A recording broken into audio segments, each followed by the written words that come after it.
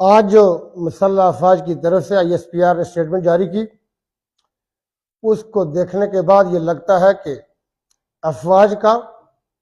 सब्र का पैमाना अब लबरेज हो चुका है। पिछले 1 साल से इमरान खान और पाकिस्तान तहरीक इंसाफ के कुछ दूसरे लीडर जिस तरह हमारी जो प्राइम इंटेलिजेंस एजेंसी है उसके सीनियर ऑफिसर्स के खिलाफ और खुसूसी तौर पे एक बड़े ही सीनियर अफसर के खिलाफ और इदारे के हवाले से लोगों के जहनों में खदशात और बदजनी पैदा कर रहे और अवाम और मुसल्लह अफवाज के दरमियान एक खलीज पैदा करने की कोशिश की जा रही है, जहाँ पे कौम अपनी मुसल्लह अफवाज पर मुकम्मल यकीन रखती है और एक ऐसा एतमाद का रिश्ता है कि मुसल्लह अफवाज अपनी जानें देती है मुल्क और कौम के लिए। हमारी मुल्क और कौम की सलामती और सिक्योरिटी की जामिन है ये मुसल्लह अफवाज,